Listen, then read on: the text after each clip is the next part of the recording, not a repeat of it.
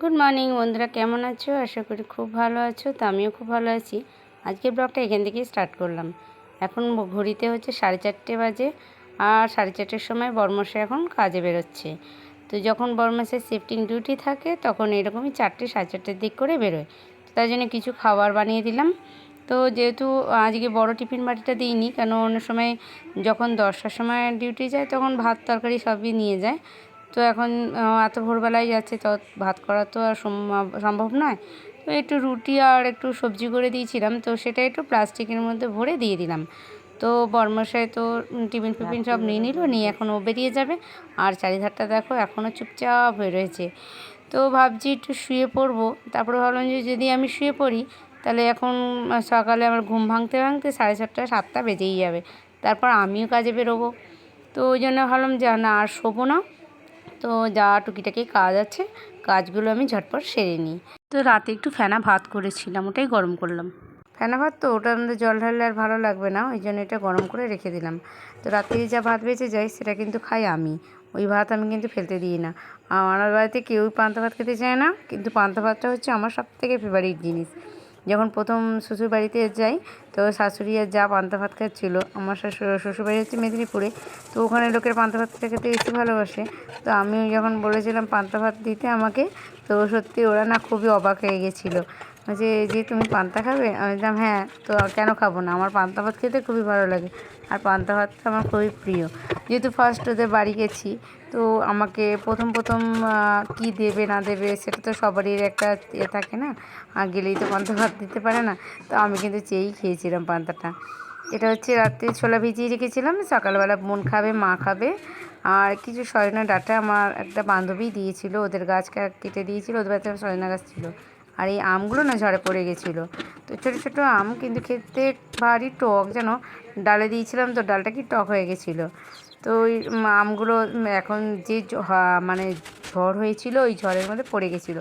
এতগুলো আম নষ্ট হয়েছে বলো। এই আমগুলো যদি বড় হতো তাহলে তো মানে পাকতো বলো, কত মানে মিষ্টি হতো আমগুলো, খেতেও কত ভালো লাগতো।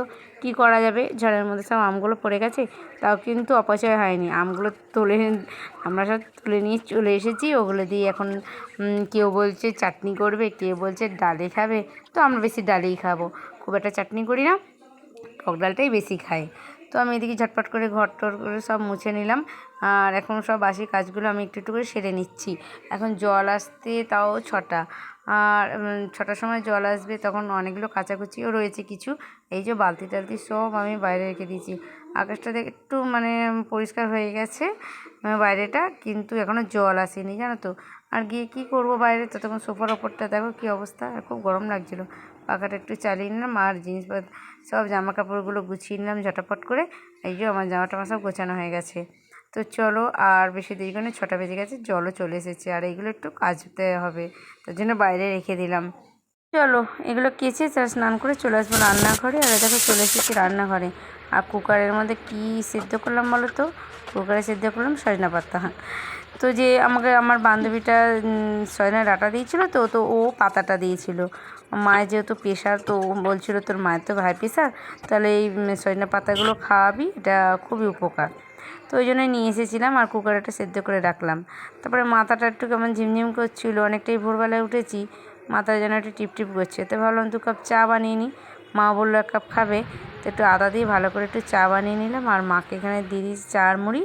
আর আমিও একটু চা খাচ্ছি। আর মাকে ওখানে সবজি কাটতে দিয়ে দিয়েছি, সজনা ডাঁটা আলু দিয়ে পোস্ত হবে, অরহর ডাল হবে, আর আমের চাটনি। তো অরহর ডালটা মাকে জিজ্ঞেস করে করছি, কারণ অরহর ডালটা আমি খুব একটা করি না, বেশিরভাগ মসুর ডালই করি। তো ডালটা যে ভেজে নিলাম, ভেজে জল দিয়ে দিলাম, ব্যাস ওইদিকে হয়ে গেছে। চলো এবার একটা কুকারে দিয়ে দিলাম, 3-4টে সিটি মারবে, তারপরে নামিয়ে নেবো।